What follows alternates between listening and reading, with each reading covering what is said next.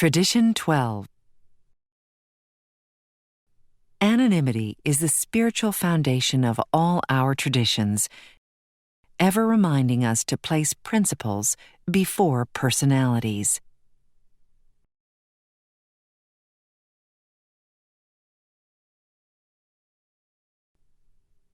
The spiritual substance of anonymity is sacrifice.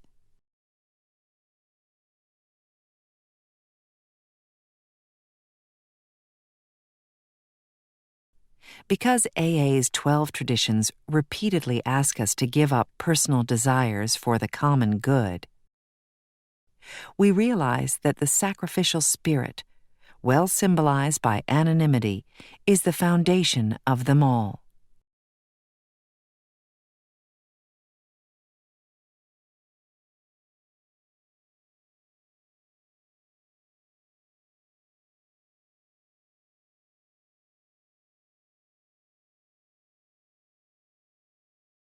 It is AA's proved willingness to make these sacrifices that gives people their high confidence in our future.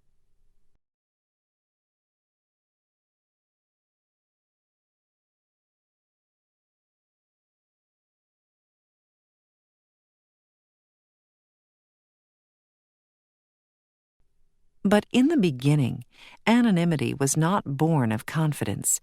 It was the child of our early fears.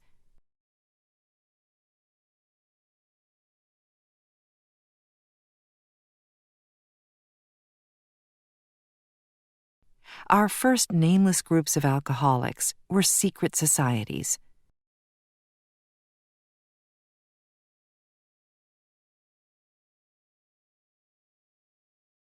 New prospects could find us only through a few trusted friends.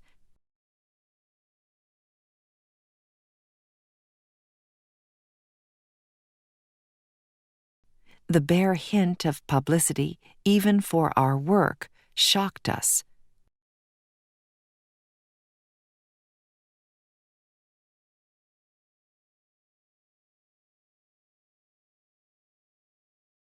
Though ex-drinkers, we still thought we had to hide from public distrust and contempt.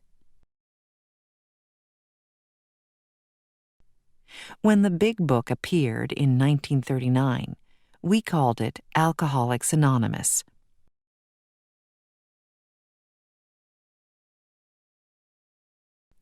Its foreword made this revealing statement: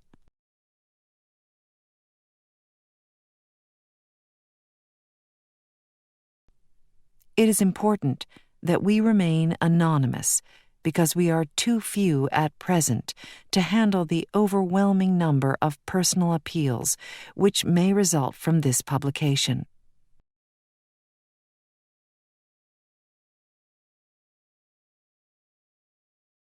Being mostly business or professional folk, we could not well carry on our occupations in such an event.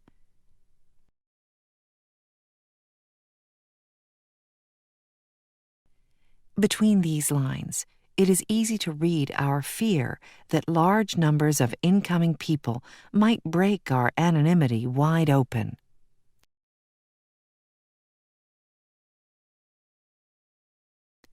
As the AA groups multiplied, so did anonymity problems. Enthusiastic over the spectacular recovery of a brother alcoholic, we'd sometimes discuss those intimate and harrowing aspects of his case meant for his sponsor's ear alone.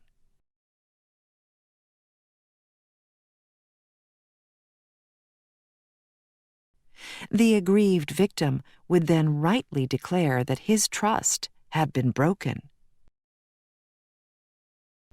When such stories got into circulation outside of AA, the loss of confidence in our anonymity promise was severe. It frequently turned people from us. Clearly, every AA member's name and story, too, had to be confidential if he wished. This was our first lesson in the practical application of anonymity.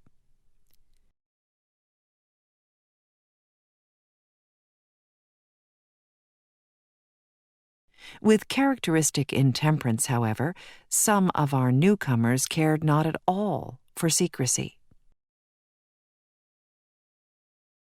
They wanted to shout AA from the housetops, and did. Alcoholics barely dry rushed about bright-eyed, buttonholing anyone who would listen to their stories.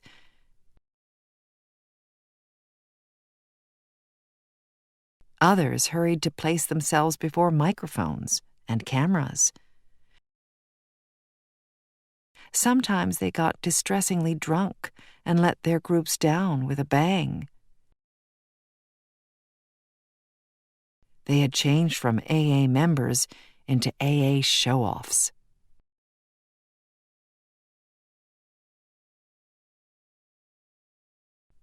This phenomenon of contrast really set us thinking. Squarely before us was the question, how anonymous should an AA member be? Our growth made it plain that we couldn't be a secret society, but it was equally plain that we couldn't be a vaudeville circuit either.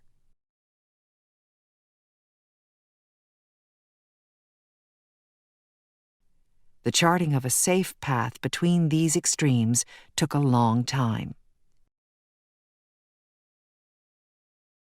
As a rule, the average newcomer wanted his family to know immediately what he was trying to do.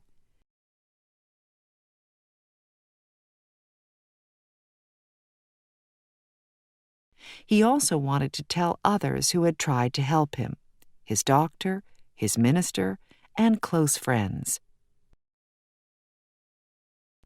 As he gained confidence, he felt it right to explain his new way of life to his employer and business associates.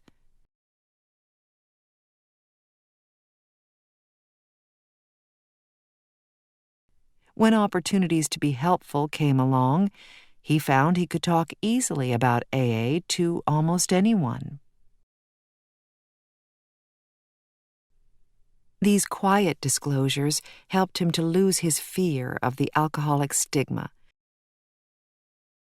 and spread the news of AA's existence in his community.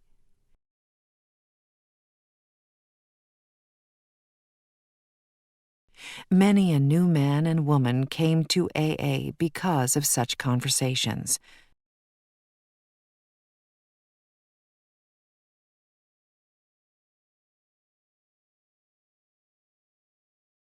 Though not in the strict letter of anonymity, such communications were well within its spirit.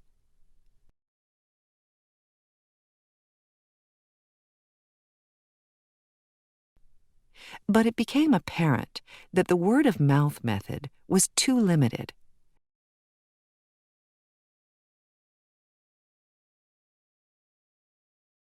Our work as such needed to be publicized. The AA groups would have to reach quickly as many despairing alcoholics as they could. Consequently, many groups began to hold meetings which were open to interested friends and the public, so that the average citizen could see for himself just what AA was all about.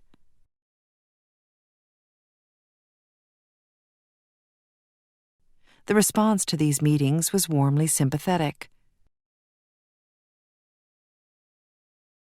Soon groups began to receive requests for AA speakers to appear before civic organizations, church groups, and medical societies.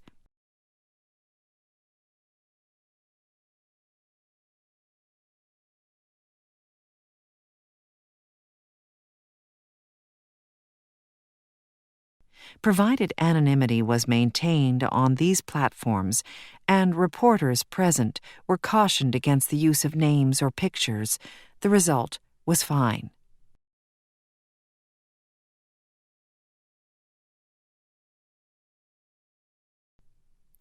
Then came our first few excursions into major publicity, which were breathtaking.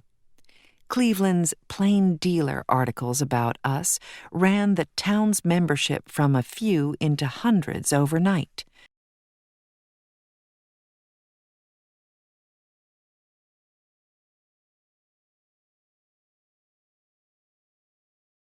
The news stories of Mr. Rockefeller's dinner for Alcoholics Anonymous helped double our total membership in a year's time.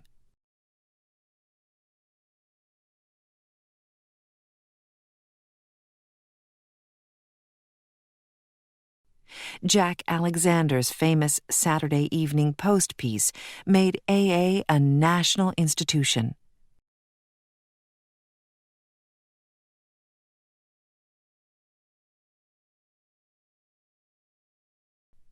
Such tributes as these brought opportunities for still more recognition. Other newspapers and magazines wanted AA stories. Film companies wanted to photograph us. Radio and finally television besieged us with requests for appearances. What should we do?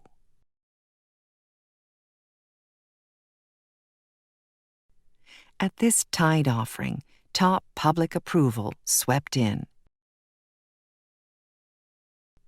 We realized that it could do us incalculable good or great harm.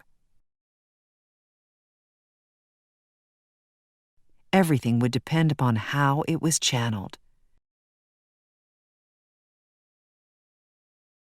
We simply couldn't afford to take the chance of letting self-appointed members present themselves as messiahs representing AA before the whole public. The promoter instinct in us might be our undoing. If even one publicly got drunk or was lured into using AA's name for his own purposes, the damage might be irreparable.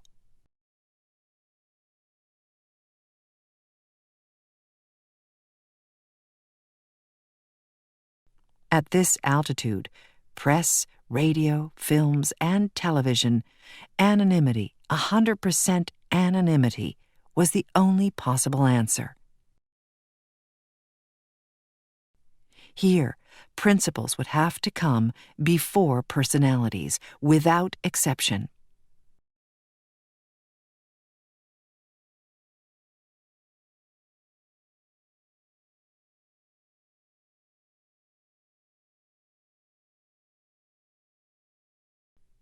These experiences taught us that anonymity is real humility at work.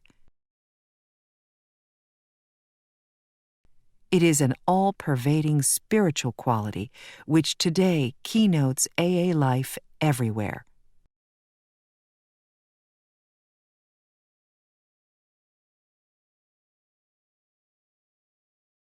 Moved by the spirit of anonymity, we try to give up our natural desires for personal distinction as AA members, both among fellow alcoholics and before the general public.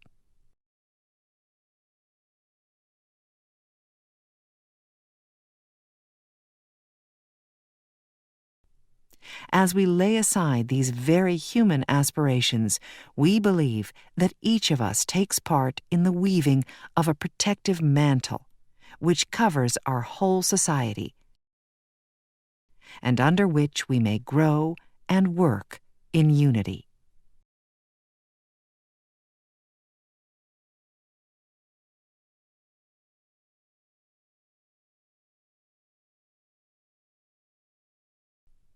We are sure that humility, expressed by anonymity, is the greatest safeguard that Alcoholics Anonymous can ever have.